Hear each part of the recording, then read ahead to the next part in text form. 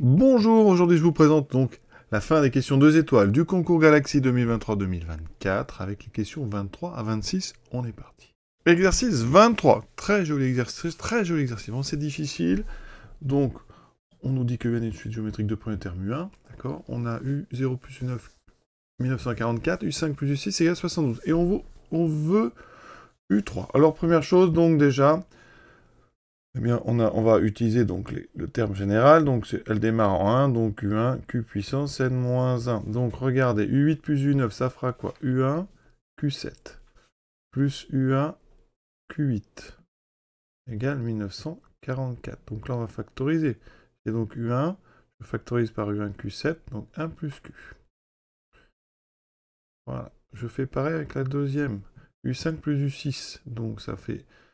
Regardez, ça va faire U1 Q4 plus U2 U1 Q5 égale 72.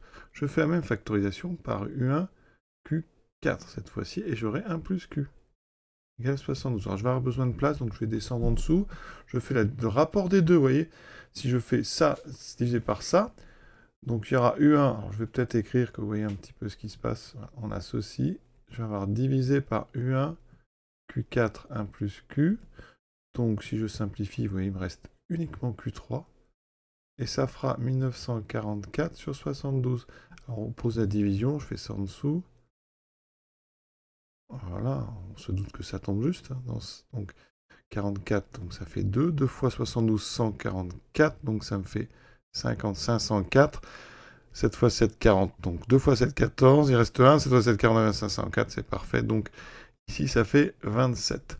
Donc, vu que tout a l'air positif, on suppose, de toute façon, Q cube égale 27, pardon, c'est forcément Q égale 3, il n'y a pas de problème. Donc, on a trouvé la raison, voilà. Ça, c'est une première chose. On a la raison. Comment on peut avancer? Alors, avec nos égalités, on peut peut-être avoir... On va revenir sur la première, par exemple. Bon, la deuxième, c'est non plus petit. Donc, on a U1 fois Q4.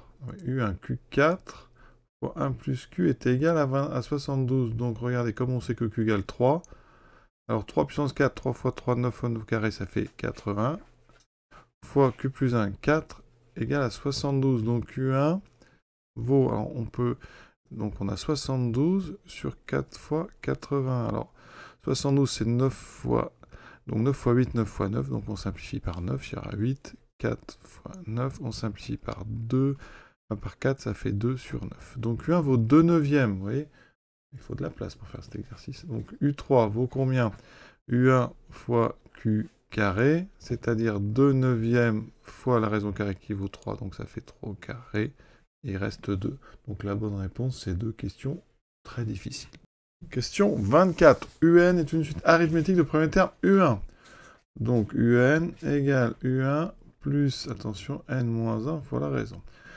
Et c'est un peu le même exercice d'ailleurs, hein, avec une suite arithmétique. Donc on va faire pareil. U3, c'est donc U1 plus 2 fois la raison. U9, c'est donc U1 plus donc 8 fois la raison. Et ça fait 46. D'accord, donc ici on peut tout simplifier par 2. On a 2 U1 et on a 10 R. Donc ça fera U1 plus 5 R égale 23. Première chose. La deuxième ligne, U8 moins U4. Donc ça fait U1 plus 7 R plus, enfin moins, pardon, U1 moins donc 3R égale à 6. Ensuite ici, on voit que les U1 s'annulent. Il reste 4R égale 6. Donc R égale 3 demi. On a trouvé R. Grâce à cette ligne-là, on va trouver U1, d'accord? U1, c'est donc 23 moins 5 fois 3 demi qui me fait 15 demi. Si on met tout sur 2, ça me fait 46 moins 15. Donc 46 moins 15, 46, 36 moins 31 demi. Voilà, et donc on veut U8, ça sera donc U1, 31 demi, plus 7 fois la raison qui vaut 3 demi.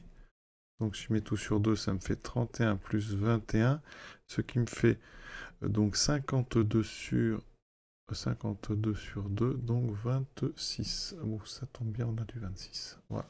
Question pas facile. On continue. Considérons l'algorithme suivant. Donc ici, on va... Donc A est égal au départ à 2024. Et on fait ici k qui varie de 1 à n. Donc on fait n boucles, exactement, grand N boucles. Et à chaque fois, donc ici, on va calculer a.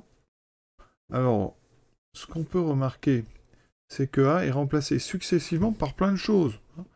Et donc, à la fin, il n'y aura que le dernier calcul qui sera dans le dernier calcul, c'est pour grand N. Donc, on va regarder ce qui se passe pour k égale grand N. Parce que vous voyez, au départ, bon, on met k égale 1, on calcule 3 fois 1, moins 2 fois moins 1 puissance 1. Voilà. Ensuite, pour k égale 2, on fait un nouveau calcul. Mais ce nouveau calcul va remplacer l'ancien. Donc, à la fin, il y aura de toute façon 3 fois grand N. Donc, pour fois moins 2 fois moins 1 puissance grand N. Voilà ce qu'il y aura, c'est tout. D'accord, la valeur pour notre dernier valeur pour notre... Enfin, on a donc des suites dans lesquelles k varie de 1 à grand N, et donc c'est grand N, la dernière valeur qu'on va mettre dedans.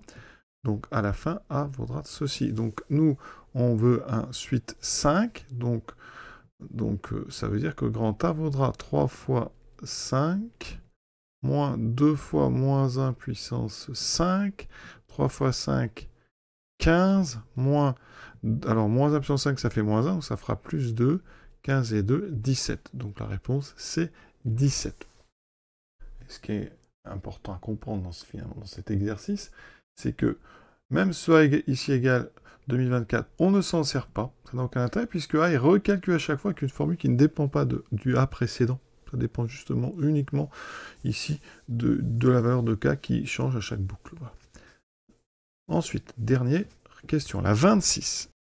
Quelle assertion est vraie dans cette question 26? Il existe un x tel que pour tout y, 2x plus y est plus grand que pi. Alors, en fait, 2x va être plus grand que pi moins y. Ça veut dire qu'ici, si je balaye y dans tous les réels, cette quantité, elle est aussi grande et aussi petite qu'on veut. Donc, ça n'est pas possible d'avoir un x qui vérifie tout le temps ça. Donc ça, déjà, la première, elle est fausse.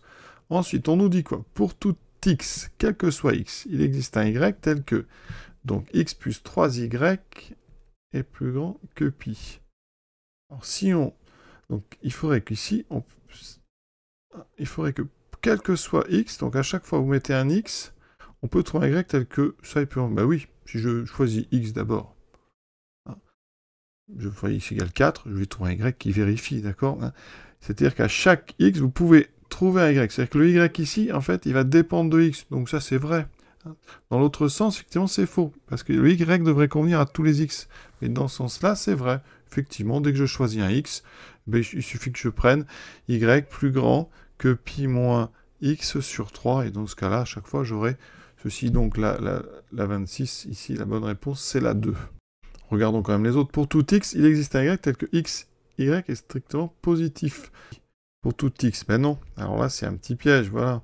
Parce que le seul cas qui ne marche pas, c'est pour x égale 0. Pour x égale 0, xy vaudra toujours 0. Donc ça ne sera pas strictement positif. Donc celle-ci, elle est fausse à cause uniquement du nombre 0. D'accord?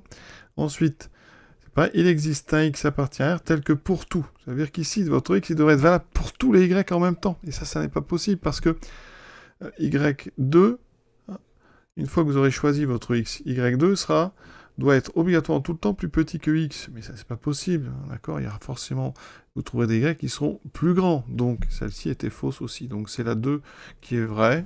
Voilà. C'est pas des questions toujours faciles. Hein. Pour des élèves, surtout, je répète, en temps limité, on vient de faire 4 questions qui sont loin d'être évidentes, à part l'algorithme, un petit peu facile. Alors, il est finalement assez simple par rapport aux autres. Donc, c'est finalement un piège en soi d'avoir une question comme ça plus simple, parce qu'on sent le piège et donc on va perdre du temps. Voilà. Il nous reste bien sûr à faire les questions 3 étoiles, redoutables certainement. Je vous souhaite une bonne fin de journée et à bientôt.